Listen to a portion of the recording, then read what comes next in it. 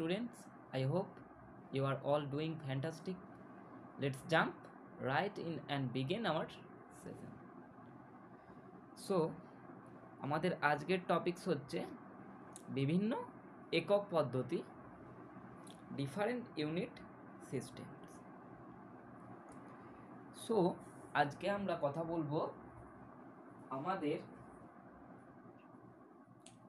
গুরুত্বপূর্ণ টপিক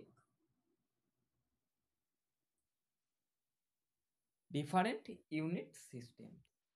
তো different unit systems কেন বলছি? একক তো এক হওয়া উচিত, ঠিক আছে? একটা একক জানলেই তো হবে না, সেরকম কোনো কথা নেই।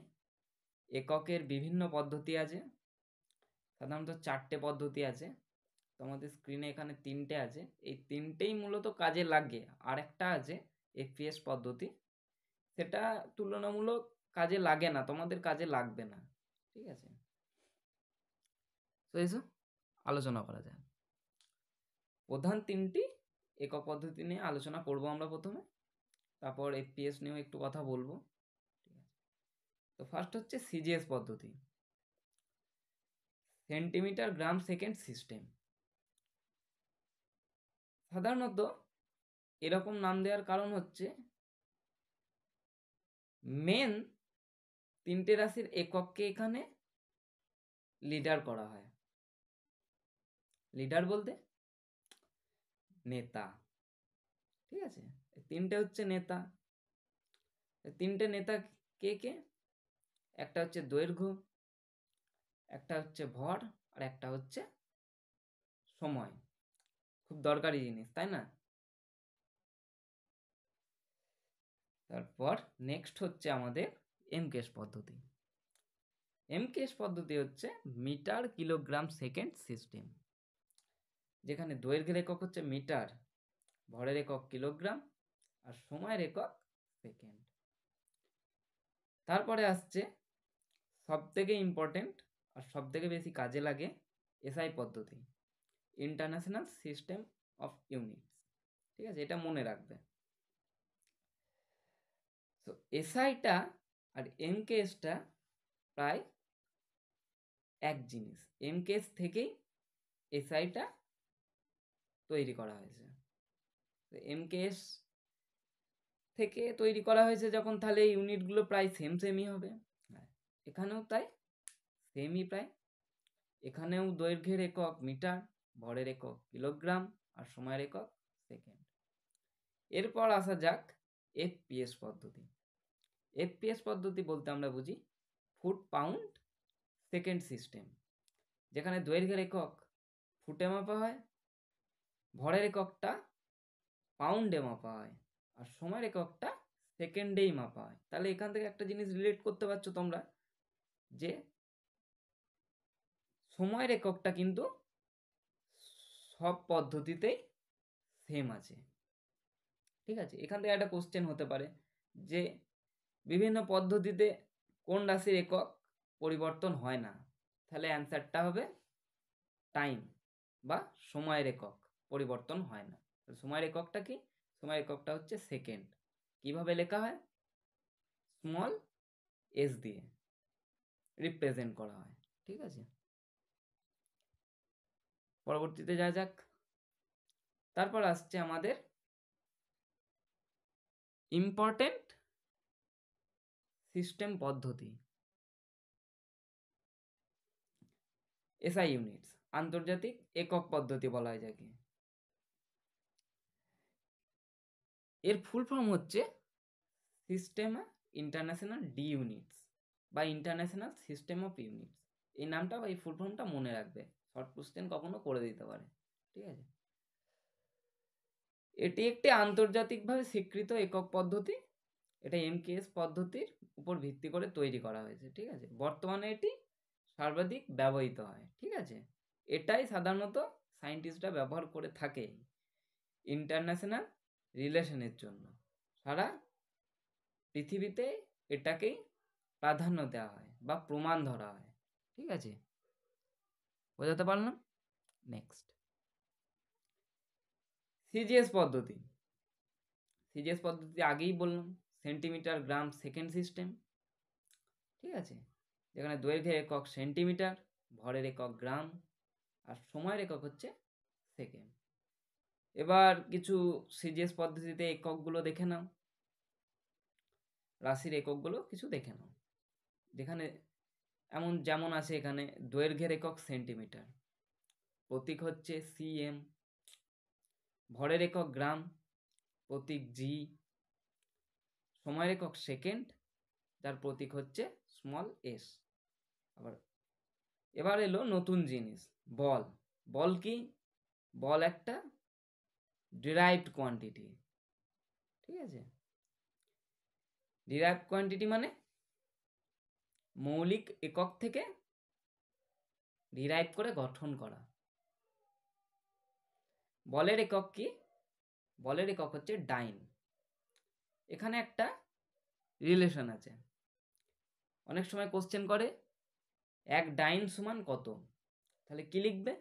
এক ডাইন সমান 10⁻⁻5 নিউটন, ঠিক আছে, এটা একটু মনে রাখবে। তারপর আসছে কাজ বা ওয়ার্ক। ওয়ার্কের একক কি? আর্ক। তাহলে এখানে আর একটা রিলেশন আছে, ওয়ান আর্ক বলতে কি বোঝো, এটা একটা রিলেশন আসতে পারে, বা তোমাদের যখন নিউমেরিক্যাল করবে তখন এই রিলেশনগুলো দরকার পড়বে, ঠিক আছে।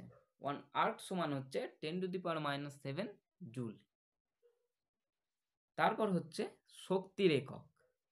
শক্তির একক কি? শক্তির একক হচ্ছে আর্ক। আর এর প্রতীক চিহ্নটা কি? প্রতীক চিহ্ন হবে এর আর্ক, ERG, এরকম ভাবে একে রিপ্রেজেন্ট করা হয়। তারপর আসছে চাপ বা প্রেসারের একক। প্রেসারের একক বলতে বোঝায় প্রতি বর্গ সেন্টিমিটার প্রতি ডাইন। তাহলে এককটা কি হবে? প্রতীকটা কি হবে? প্রতীক হবে এর ডাইন পার সেন্টিমিটার স্কোয়ার, ঠিক আছে। চাপকে ডাইন পার সেন্টিমিটার স্কোয়ার দ্বারা রিপ্রেজেন্ট করা হয়। নেক্সট হচ্ছে এসআই মৌলিক একক। এসআই এর কিছু মৌলিক একক আছে, রাশিগুলোর এককগুলো একটু তোমরা জেনে নাও, এটা তোমাদের বইয়েতেও আছে, ইম্পর্টেন্ট জিনিস, এটা একটু মনে রাখার চেষ্টা করবে, ঠিক আছে। মুখস্থ না, মনে রাখার চেষ্টা করবে, তাহলে মনে থাকবে, মুখস্থ করলে ভুলে যাবে। তো প্রথম কি হচ্ছে দৈর্ঘ্য। দৈর্ঘ্যের একক কি? দৈর্ঘ্য একক হচ্ছে মিটার, আর প্রতীক হচ্ছে এম। ভরের একক কি? ভরের একক হচ্ছে কিলোগ্রাম, তার প্রতীক হচ্ছে কেজি। নেক্সট হচ্ছে সময়। সময়ের একক হচ্ছে সেকেন্ড, এর প্রতীক হচ্ছে স্মল এস। তারপর আসছে তাপমাত্রা বা টেম্পারেচার, এর একক হচ্ছে কেলভিন, আর এর প্রতীক চিহ্ন হচ্ছে কে। তারপর আসছে তড়িৎ প্রবাহ।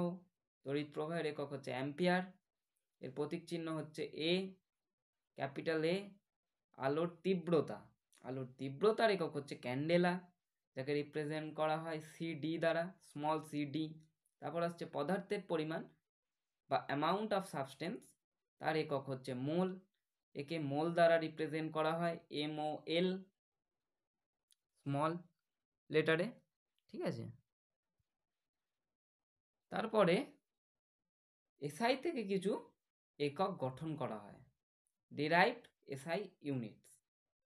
মানে ডিরাইভড ইউনিট বলতে কি বললাম তখন, যে সমস্ত রাশিগুলোকে মৌলিক একক থেকে গঠন করা হয় তাদেরকে ডিরাইভড ইউনিটস বলা হয়। তাহলে এসআই এর কিছু ডিরাইভড ইউনিটস আছে, যেমন হচ্ছে বল বা ফোর্স, তার একক কি? নিউটন, ঠিক আছে, এককটা হচ্ছে নিউটন, নিউটন দ্বারা প্রকাশ করা। এখানে কিছু রিলেশন দেখতে পাবে। নিউটন সমান newton equal to kilogram metre per second square, ঠিক আছে। তারপর আসছে কাজ বা শক্তি, এই দুটোরই একক হচ্ছে জুল। এখানে রিলেশন হচ্ছে এক জুল সমান নিউটন মিটার, জুল হচ্ছে ইকুয়াল টু নিউটন মিটার। তারপর আসছে ক্ষমতা, ঠিক আছে, ক্ষমতার একক হচ্ছে ওয়াট। ওয়াট সমান জুল পার সেকেন্ড, ঠিক আছে।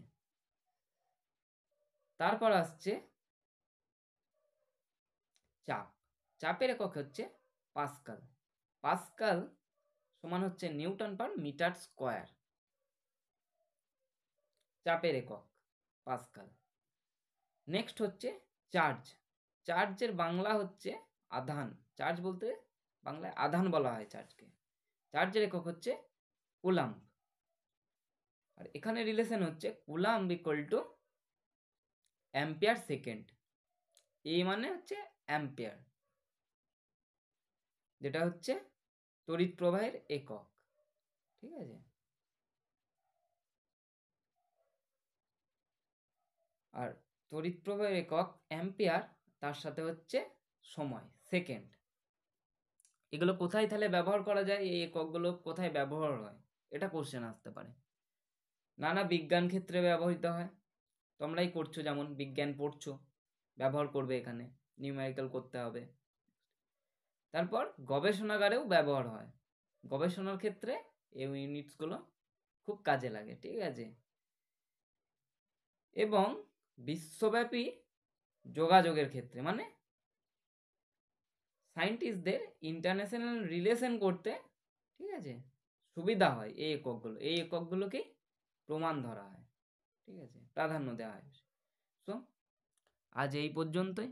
তোমরা এইগুলো একটু চোখ বুলিয়ে রাখবে, একটু মনে রাখার চেষ্টা করবে, তোমাদের সুবিধা হবে। ঠিক আছে, আস্তে আস্তে প্র্যাকটিস করবে, শিখে যাবে। এরপর তোমাদের নেক্সট কাজ হবে, তোমাদের বইয়ের 3 নম্বর পেজ থেকে 5 নম্বর পেজ অবধি একবার রিড করে আসা। রিড করতে কেন বলছি, রিড করলে তোমাদের যা পড়াচ্ছি তা রিলেট করতে সুবিধা হবে এবং ইজিলি বুঝতে পারবে। ঠিক আছে, আর টেক্সট বই ভালো করে পড়লে তোমরা যেগুলো শর্ট অ্যান্সার হয় সেগুলো ভালো অ্যান্সার দিতে পারবে। আর পুরোটা পড়া থাকলে তোমাদের কিচ্ছু আটকাবে না। আমি যতটুকু জানা দরকার, যেখান থেকে কোশ্চেন আসতে পারে, পুরোটাই পড়িয়ে দেব। টেনশন করার কোনো দরকার নেই। ঠিক আছে, তোমরা অ্যাটেনশন দিয়ে পড়তে থাকো, আর ডেলি কার পড়া ডেলি করতে থাকো। ঠিক আছে, যে আজ করব কাল করব না, এরকম না। ডেলি পড়ো, অল্প অল্প করে পড়ো, তাতেও সেটা একটা হেল্পফুল হবে। ঠিক আছে, তো আজ এই পর্যন্তই, দেখা হবে পরের ভিডিওতে। ঠিক আছে।